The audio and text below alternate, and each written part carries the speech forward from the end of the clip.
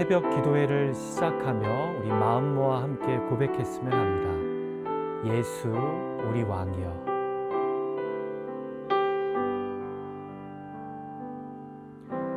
예수 우리 왕이여, 이곳에 오소서. 보좌로 주여 임하사 찬양을 받아 주소서. 주님을 찬양하오니 주님을 경배하오니 왕이신 예수여 오셔서 좌정하사 다스리소서.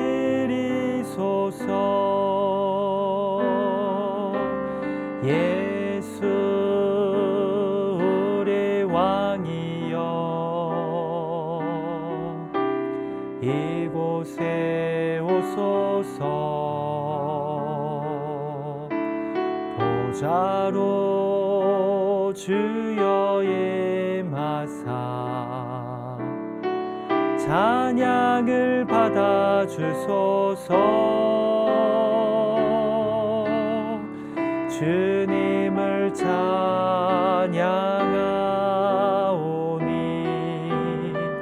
주님을 경배하오니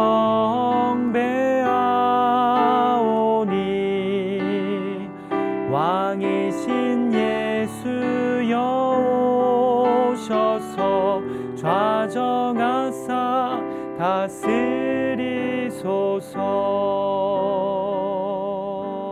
우리 함께 기도하겠습니다. 이 하루도 생명을 허락하신 하나님께 감사를 올려드립니다. 우리가 무관심하게 지나치지만 하루하루를 살아가는 이 시간들이 얼마나 크신 은혜이고 사랑인지 이 아침 다시 깨닫게 됩니다. 그 은혜가 참으로 크기에 주어진 삶의 자리에서 기쁨과 성실함으로 주님을 따라가고자 결단합니다. 맡겨주신 사명을 기쁨으로 그리고 성실함으로 감당하는 우리 되게 하시고 주님의 뜻을 분별하여 순종하는 그런 인생 되기를 원합니다. 오늘 하루의 삶이 하나님께는 영광이고 또한 복음을 증거하는 통로가 되도록 사용하여 주시옵소서. 감사드리며 예수님의 이름으로 기도합니다. 아멘. 1월 26일 화요일 온라인 새벽 기도회를 함께 하시는 모든 분들을 주님의 이름으로 환영하고 축복합니다. 이 아침도 말씀으로 우리를 향하신 하나님의 뜻과 계획을 분별하고 오늘 하루 그 주님의 뜻을 순종하며 따라가는 우리 모두가 될 수 있기를 소망합니다. 오늘 우리에게 주신 하나님의 말씀 보겠습니다. 오늘 함께 읽으신 말씀은 신약 성경 누가복음 9장 1절에서 17절까지의 말씀입니다.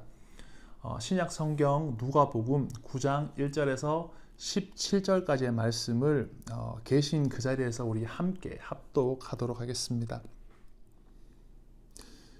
예수께서 12 제자를 불러 모으사 모든 귀신을 제어하며 병을 고치는 능력과 권위를 주시고 하나님의 나라를 전파하며 앓는 자를 고치게 하려고 내보내시며 이르시되 여행을 위하여 아무것도 가지지 말라.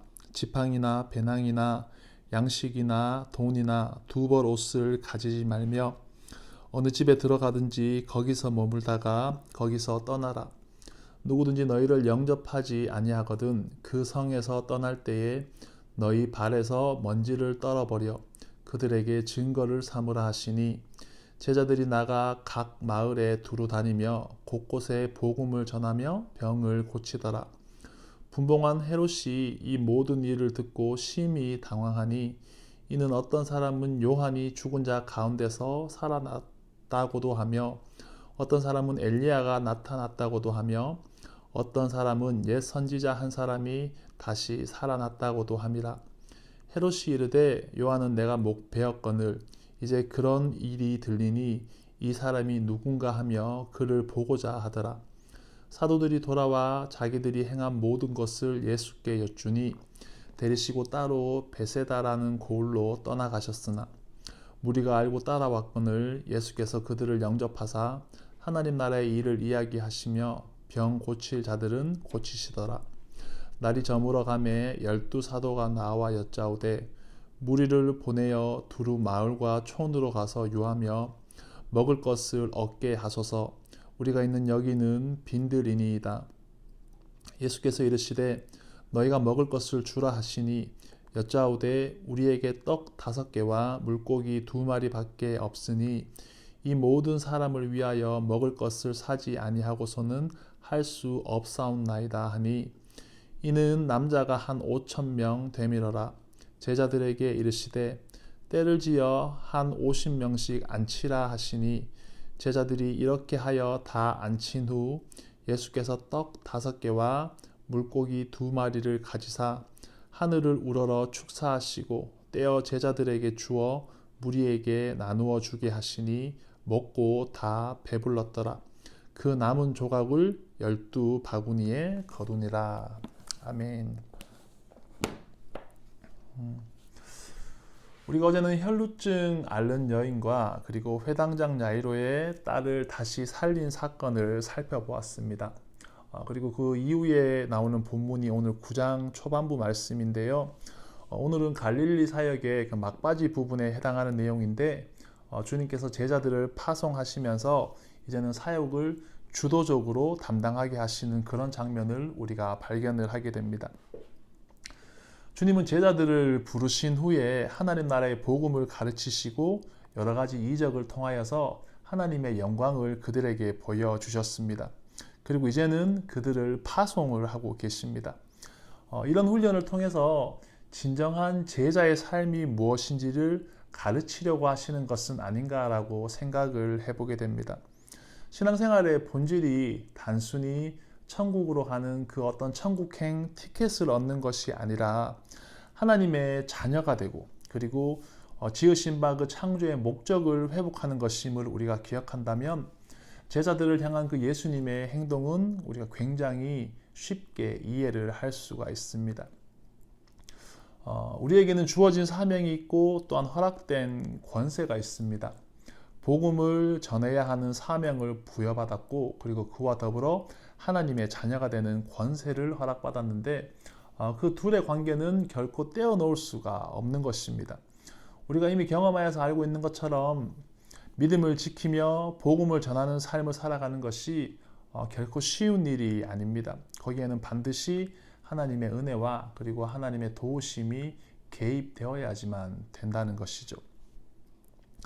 요한복음 1장에는 영접하는 자, 곧 그 이름을 믿는 자에게는 하나님의 자녀가 되는 권세를 주셨다라고 그렇게 말씀을 하고 있습니다. 하나님의 자녀가 된다는 것, 다시 말해서 그리스도 예수 안에서 새로운 피조물이 된 우리가 하나님 나라의 영광을 바라볼 수 있기 때문에 우리는 그 이 땅에서의 삶을 순례자의 인생으로 지나갈 수 있고 이 땅이 전부가 아니라 앞으로 우리에게 허락되어질 더 크신 영광과 그리고 그 상급을 향해서 나갈 수가 있게 되는 것입니다. 성경을 살펴보면 믿음의 선조들이 보여주었던 그 삶과 그리고 신앙의 절개는 바로 거기에서 출발이 되었다라는 것을 우리가 발견을 할 수가 있습니다. 주님은 제자들을 본격적인 그 사역으로 합류시키면서 그들이 어디에 중점을 두고 무엇에 초점을 맞추어야 할지를 지금 알려주고 계시는 것입니다. 제자들을 파송하는 예수님은 그 여행의 목적을 먼저 말씀을 하시죠. 귀신을 제어하고 병을 고치고 하나님 나라를 전파하고 그리고 병든 자들을 고쳐주라라고 그렇게 이야기를 하셨습니다. 그리고 그에 합당한 권위와 능력도 제자들에게 함께 허락해 주십니다. 그런데 그에 반해서 육신의 안위를 위해서 육신의 안위를 돌볼 수 있는 것들은 아무것도 가져가지 마라라고 그렇게 이야기를 하고 계십니다. 지팡이나 배낭이나 양식이나 돈을 가져가지 말고 옷도 2벌이 아닌 1벌만 입고 가라고 그렇게 말씀을 하십니다. 그러면서 그 필요한 모든 것들을 사역의 현장에서 공급받고 그리고 동역하는 자들과 돕는 자들의 손길을 통해서 하나님의 예비하심과 하나님의 일하심을 경험하고 깨닫기를 원하시는 거죠. 이 장면을 보면서 제자들을 향한 그 주님의 마음이 무엇일까를 생각해 보게 됩니다. 주님은 지금 복음을 들고 세상을 향해 나가는 그 제자들에게 그리고 앞으로 같은 사역을 감당해야 될 모든 성도들에게 정말로 필요한 것은 하나님의 능력과 하나님의 도우심과 하나님의 인도하심이다라는 것을 말씀을 하는 것입니다. 고린도전서 4장 20절에는 하나님의 나라는 말에 있지 아니하고 오직 능력에 있다라고 이야기를 했습니다. 그리고 고린도전서 1장 18절에는 십자가의 도가 멸망하는 자들에게는 미련한 것이나 구원을 받는 우리에게는 하나님의 능력이 된다라고 그렇게 말씀을 하고 있습니다. 무엇이 우리의 능력이고 무엇이 우리의 힘이 됩니까? 이 세상에서는 돈과 권력과 명예가 분명히 힘이 됩니다. 재물의 그 풍요로 인해서 사람들의 행복이 결정된다라고 이야기를 합니다. 맞습니다. 재물의 그 풍요로움은 이 땅에서의 삶을 편안하게 해주고 그리고 권위와 명예는 사람들의 존경과 인기를 가져다 줍니다. 그래서 많은 사람들이 거기에 매달리게 되는 거죠. 그런데 제 아무리 많은 돈과 명예와 권력이 있다고 해도 그것들로 영혼을 세우고 영혼을 살리는 일은 할 수는 없는 것이죠. 그 일은 오직 하나님의 권능과 하나님의 말씀으로만 가능한 것입니다. 십자가에 달리신 예수 그리스도의 죽음과 부활을 믿지 않고는 그 누구도 하나님 나라를 바라보며 나갈 수가 없는 것입니다. 세상이 그것은 바보 같은 짓이라고 논리적이지도 않고 이성적이지도 않고 과학적이지도 않다고 외면을 하지만 하나님의 자녀로 부르심을 받은 자들에게는 그 십자가의 도가 무엇보다도 강력한 능력이 되는 것입니다. 그 수천 년의 기독교의 역사와 그리고 수많은 믿음의 선조들이 그렇게 고백하고 외쳐왔고 지금도 세계 곳곳에서 벌어지고 또한 간증되고 있는 그런 일들을 보면서 예수 그리스도의 그 이름에 모든 능력과 권세가 있음을 우리는 믿게 되고 고백하게 되고 또한 알게 되는 것입니다. 그것은 영적인 일입니다. 주님은 제자들에게 지금 영적인 이야기들을 하고 있는 것입니다. 눈앞에 보이는 그 상황과 물질의 한계와 너희들의 연약함과 능력 없음에 집중하지 말고 너희를 보내고 너희를 인도하시고 너희를 도우시는 하나님, 그 하나님의 일하심을 바라보라는 것입니다. 하나님이 보내시고 하나님이 책임지십니다. 제자들이 지금 나가서 해야 할 일은 하나님 나라의 회복입니다. 먹고 마시다가 즐거워하다가 이제 앞으로 다가올 그 하나님 나라를 망각하지 말고 이제 우리에게 주어질 그 영원하신 하나님 나라를 기다리고 소망하고 하나님의 그 때와 하나님의 날을 기다리는 삶으로 돌아서야 하는 것이죠. 오늘날 교회와 성도는 그런 삶이 회복되기를 결단하고 도전해야 됩니다. 지금은 예배를 드리지 못하게 하고 복음을 믿지 못하게 하는 그런 외압이 있는 시대가 아닙니다. 몇몇 특정 국가에서는 아직 그런 일들이 일어나고 있긴 하지만 대부분의 나라에서는 종교에 대한 자유가 보장이 되고 있습니다. 그런데 그럼에도 불구하고 왜 교회가 쇠퇴하고 믿는 자들의 신앙이 미지근해지고 신앙의 고백이 희미해지는 것인가? 그 질문에 대한 대답은 하나님 나라에 대한 회복, 그 회복에 대한 갈망이 식어지기 때문이 아닌가라고 생각을 해보고 싶습니다. 이 땅에서 충분히 가지고 누리고 있으니까요. 이 땅에서 충분히 편안하고 즐겁게 살 수가 있으니까요. 우리가 이 말을 이분법적으로 생각해서 그러면 이 땅에서의 삶을 소홀히 살아가야 하는 것인가 그렇게 생각을 해서는 안 됩니다. 허락하신 삶의 터전에서 최선을 다하고 그리고 정직하고 성실하게 살아가는 것도 믿는 자들이 감당해야 될 책임이자 또한 사명입니다. 그러나 그렇다고 해서 우리의 시선이 이 땅의 것들에 땅의 소유에 머무르는 것은 그 제자로 부르심을 받은 자들에게는 합당하지 않은 모습이다라는 것을 이야기하는 것입니다. 지금 우리는 무엇을 믿고 무엇을 붙잡고 무엇을 의지하며 살아가고 있습니까? 그 질문에 대한 깊은 묵상이 있는 오늘 하루가 되었으면 좋겠습니다. 사역을 마치고 돌아온 제자들은 밖에서 있었던 일들을 예수님에게 이야기합니다. 굉장히 신이 났을 것 같습니다. 자신들의 손으로 병을 고치고 귀신을 쫓아내고 그리고 복음을 전하며 영혼을 살리는 사역들을 감당하였으니 들뜨고 신이 났을 것 같습니다. 그런데 주님은 그 제자들을 데리고 베세다로 향해 가십니다. 아마도 그 제자들이 들뜬 마음으로 인해서 그들이 감당해야 될 그 어떤 책임과 사명을 잊어버리는 것은 아닐까, 그런 걱정스러운 마음도 있으셨던 것 같습니다. 그런데 사람들이 그 주님이 가시는 경로를 파악하고 주님을 뒤따라가기 시작합니다. 주님은 그들을 외면하지 않으시고 무리를 영접하시고 그들에게 하나님 나라의 복음에 대해서 가르치시고 그들의 병을 치유해 주셨습니다. 이 모습을 보면서 우리는 주님의 사역이 어디에 초점이 맞추어져 있는가 다시 한 번 더 기억을 하게 됩니다.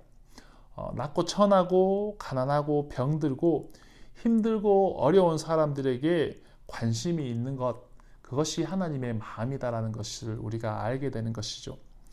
주님의 제자로 부르심 받은 것을 인정을 한다면 우리의 시선도 역시 주님과 같은 곳으로 향해야 하는 것입니다. 주님은 그들을 고치시고 천국 복음을 가르치면서 함께 시간을 보내셨습니다. 그렇게 날이 저물어 갈 때에 제자들이 주님 앞에 나와 문제를 제기합니다.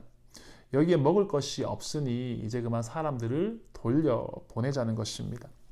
그때 주님은 말씀하십니다. 너희가 먹을 것을 주라. 주님의 그 말씀에 대해서 제자들은 이렇게 대답합니다. 우리에게는 떡 5개와 물고기 2마리밖에 없는데 이걸로 어떻게 이 많은 사람들을 먹일 수가 있겠습니까? 조금 전까지만 해도 그 주님의 능력과 권세로 사역을 감당하던 자들이 이제 또 다른 문제 앞에서는 그 주님의 능력과 권세를 인정하고 인식하지 못하고 신뢰하지 못하는 모습을 보여줍니다. 어쩌면 이게 우리들의 연약함이 아닐까라고 생각을 해보게 됩니다. 제자들을 파송하실 때 주님은 아무것도 가져가지 말라라고 그렇게 말씀을 하셨습니다. 그리고 아무것도 없기 때문에 주님의 놀라운 능력과 주님의 놀라운 도우심, 하나님의 그 개입하심을 경험하도록 해 주셨습니다.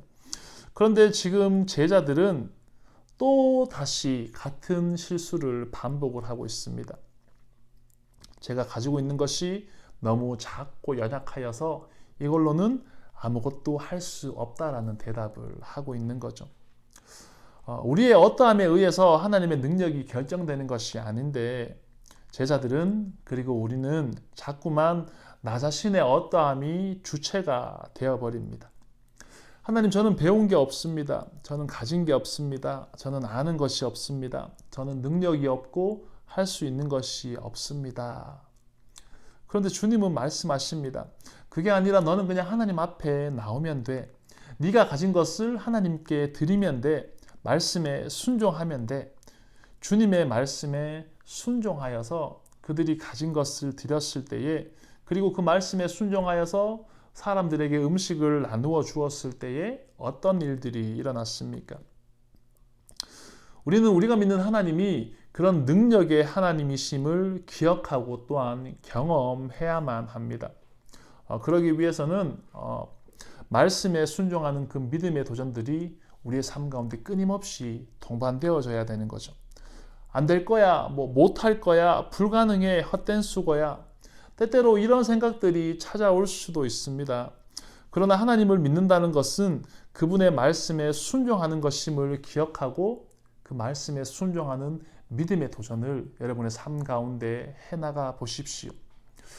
말씀을 읽고 묵상하고 주님을 찬양하고 기도의 자리로 나가고 주님께 매달리고 주님께 부르짖고 믿음으로 예물을 드리고 사람들 앞에 나가서 복음을 전하고 이웃을 위해 기도하고 사랑을 나누고 그리고 사랑을 나누면서 함께 헌신도 해보고 그런 일들을 주님의 말씀에 의지하여서 주님의 말씀에 순종하는 마음으로 한번 해 보십시오.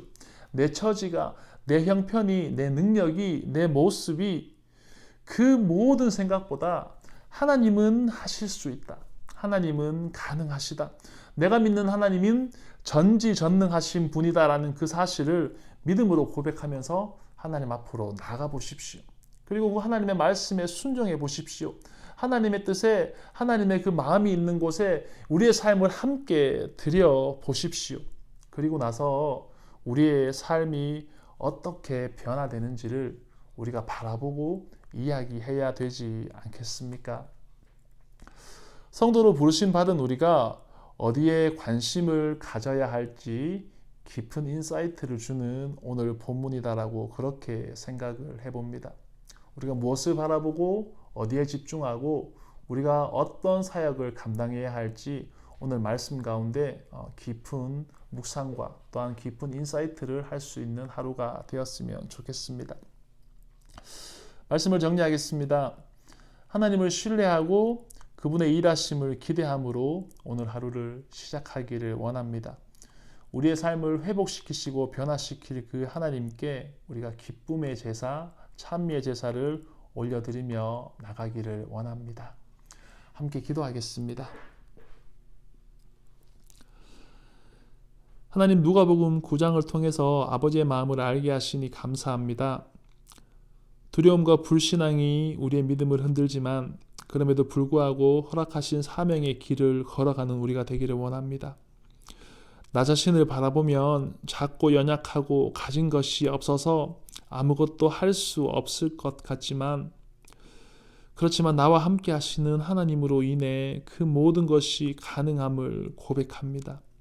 능력의 주님이 내 삶의 주인 되심을 기억하며 이제는 내가 사는 것이 아니라 내 안에 그리스도가 사는 것임을 고백하게 하시고 하나님 나라의 영광을 위해 달려가는 그런 인생 되도록 붙잡아 주시옵소서. 주님의 시선이 머무르는 곳에 우리의 눈길도 향하게 하시고 주님의 사랑과 긍휼이 우리의 삶을 통해 이 땅 가운데 흘러갈 수 있도록 주의 말씀에 순종하는 우리 되게 하여 주시옵소서. 오늘 하루의 삶도 인도하실 것을 믿고 감사드립니다. 예수님의 이름으로 기도합니다. 아멘. 하늘에 계신 우리 아버지여, 이름이 거룩히 여김을 받으시오며 나라에 임하옵시며 뜻이 하늘에서 이룬 것 같이 땅에서도 이루어지이다. 오늘날 우리에게 일용할 양식을 주옵시고 우리가 우리에게 죄 지은 자를 사하여 준 것 같이 우리 죄를 사하여 주옵시고 우리를 시험에 들게 하지 마옵시고 다만 악에서 구하옵소서.